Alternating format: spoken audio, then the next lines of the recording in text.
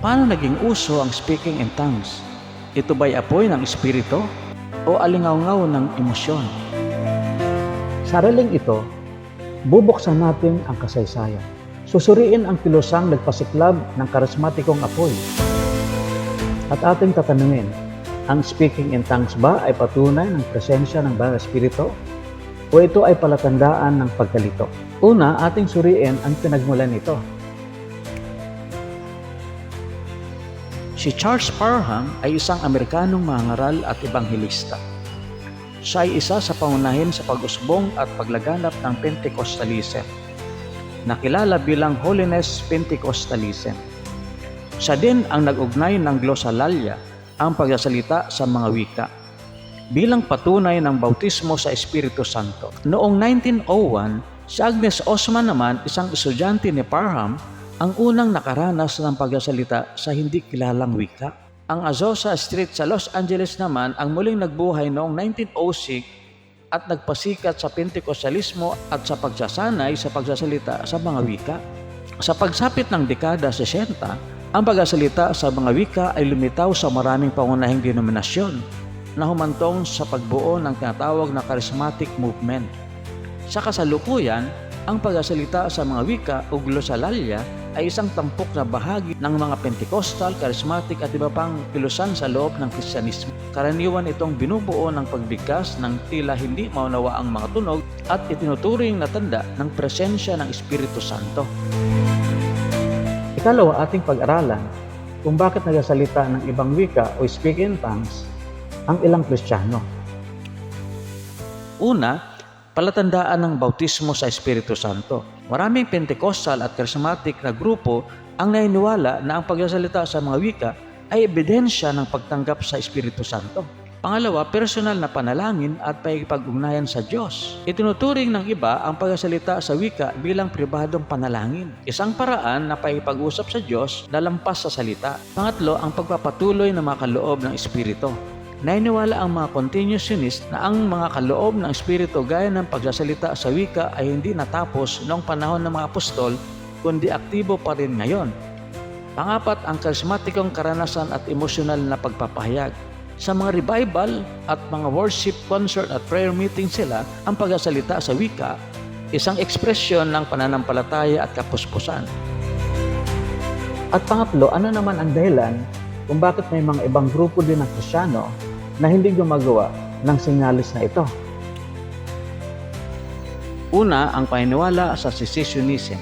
Naniniwala ang ilang grupo na ang mga sign gifts tulad ng pagsasalita sa wika ay pangsamantala lamang at natapos na matapos ang panahon ng mga apostol.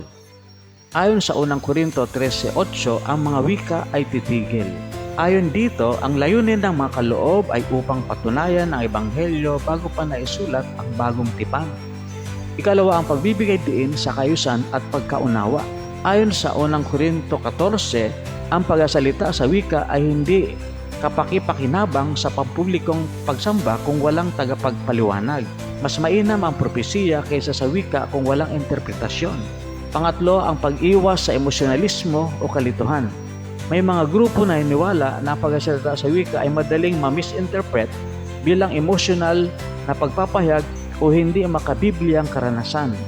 Ang tunay na bunga ng Espiritu ay ang pagbabago ng ugali at hindi tunog ng dila. At ang panghuli, ano naman ang ating konklusyon sa ating pinag-aralan? Ating napag-aralan na pagsasalita ng wika o tinatawag na speaking in tongues ay isang sinyalis o palatandaan noong unang iglesia. Ngunit hindi ito kailanman itinakda na universal na palatandaan ng pagkapuspos ng banal na espiritu. Kapag ito ay hindi naunawaan, ito ay isang mapanganib na panlilinlang o ito ay isang relihiyosong palabas. Ang tunay na ebidensya ng pagkapuspos ng banal na espiritu ay ang binagong buhay.